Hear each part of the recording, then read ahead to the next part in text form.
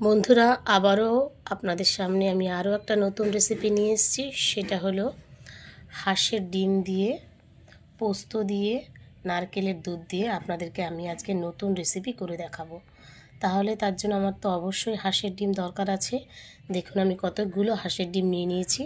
এগুলোকে আমি একটা একটা করে কড়াইতে দিয়ে এবার সেদ্ধ করব। কড়াইতে জল বসিয়ে দিয়েছি। এবার একটা একটা করে হাঁসের ডিমে জলের মধ্যে আমি দিয়ে সেদ্ধ করে নেব।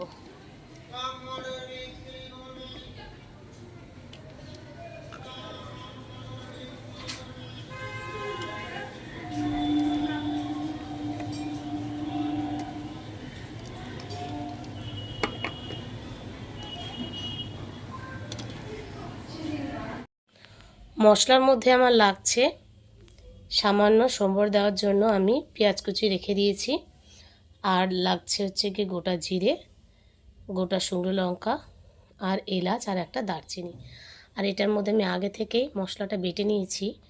এটা হচ্ছে এর মধ্যে শুকনো লঙ্কা আছে, জিরে আছে, টমেটো আছে, আর পেঁয়াজ আছে। এটা আগে থেকে আমি পেস্ট করে নিয়েছি। এবার আপনাদেরকে আমি রান্না করার সময় দেখাবো। আমি নারকেলটা কুড়িয়ে নিয়ে ওখান থেকে নারকেল দুধ বের করে নিয়েছি এবং তার সাথে পোস্তটা বেটে আমি মিশিয়ে রেখেছি। এই দেখুন, আমি নারকেলের দুধ আর পোস্ত একসাথে গুলিয়ে রেখে দিয়েছি। ডিমগুলোকে আমি সেদ্ধ করে নিয়েছি। সেদ্ধ করে নিয়ে দেখুন আমি এরকম মাঝখান থেকে চিড়ে চিড়ে নিয়েছি।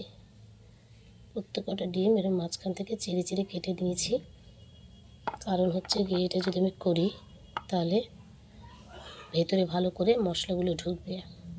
এবার আমি ডিমগুলোকে ভেজে নেব। এবার কড়াইতে তেল দিয়ে আমি ডিমগুলোকে এক এক করে ভেজে নিচ্ছি।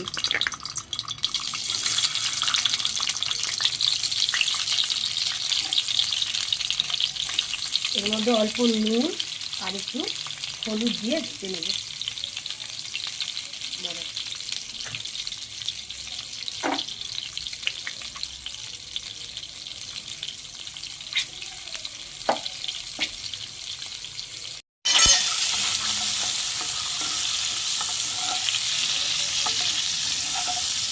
খুব কড়া করে ভাজবো না, কড়া করে ভাজলে আবার ডিমগুলো শক্ত হয়ে যাবে।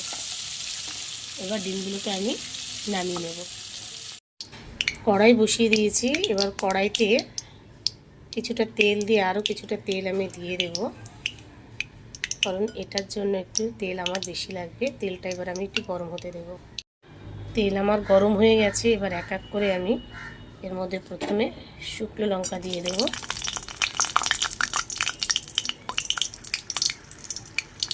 দিয়ে দেবো গোটা জিরে,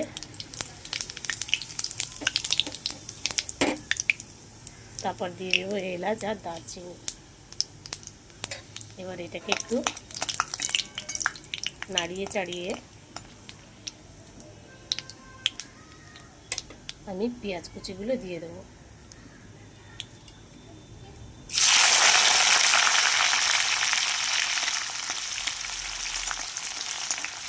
এবার এটাকে আমি অল্প করে ভাজতে লাগবো। পেঁয়াজটা আমার লাল লাল করে ভাজা হয়ে গেছে। এবার আমি মশলা বাটাগুলো সব দিয়ে দেবো একসাথে।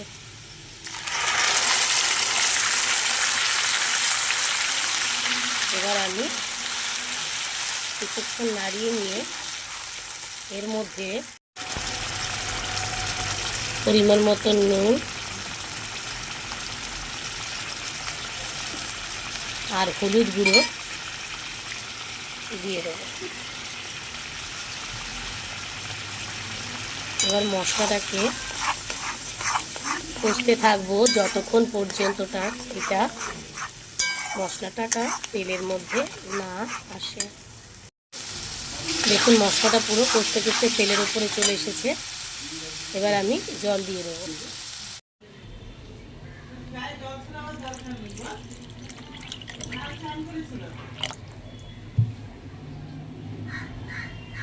এবার একটু নাড়িয়ে নেব।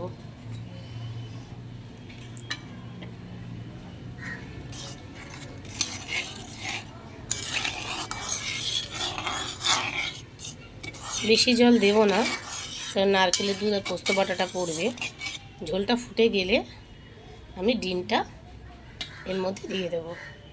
দেখুন এবার ঝোল পুরোপুরি ফুটে গেছে। এবার আমি ডিমগুলো দিয়ে দেবো।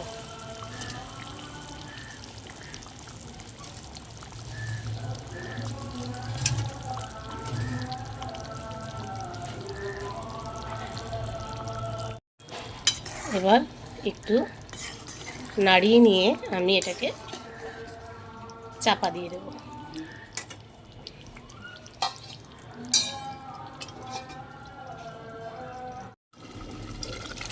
এবার দেখুন বন্ধুরা, ঝোলটা আমার পুরো ফুটে গেছে। এবার আমি এর মধ্যে নারকেলের দুধ আর পোস্ত বাটাটা দিয়ে দেবো। এখন আমি দিয়ে দেবো, দিয়ে আবার একটু ফুটতে দেব।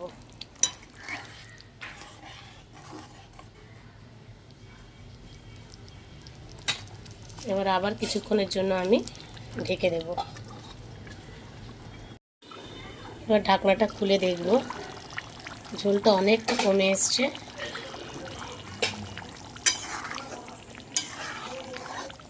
এবার আমি, যেহেতু ভাতের সাথে খাবে সেহেতু অল্প অল্প একটু ঝোল রাখবো।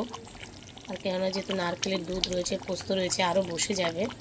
এবার নামানোর আগে আমি একটু গরম মশলার গুঁড়ো দিয়ে নামাবো। তাহলে আমার হাঁসের ডিম নারকেলের দুধ আর পোস্ত দিয়ে রেডি হয়ে গেছে। দেখুন কালারটা কত সুন্দর এসছে। এবার আমি নামিয়ে নেব। বন্ধুরা, তাহলে আমার হাঁসের ডিম নারকেলের দুধ আর পোস্ত দিয়ে রেডি হয়ে গেছে। দেখুন কালারটা কত সুন্দর লাগছে। কেননা এটা আরও একটু বসবে, যেহেতু নারকেলের দুধ আর পোস্ত দেওয়া আছে। যদি রেসিপিটা আপনাদের ভালো লেগে থাকে তাহলে আপনারা অবশ্যই বাড়িতে ট্রাই করবেন। এটা গরম ভাতের সাথে খুবই ভালো লাগবে। আর যদি আমার চ্যানেলটিকে আপনাদের পছন্দ হয় অবশ্যই সাবস্ক্রাইব করবেন, লাইক দেবেন, আমার পাশে থাকবেন। তাহলে আবার দেখা হচ্ছে আরও একটা নতুন রেসিপির সঙ্গে। তাহলে এই পর্যন্ত, টাটা।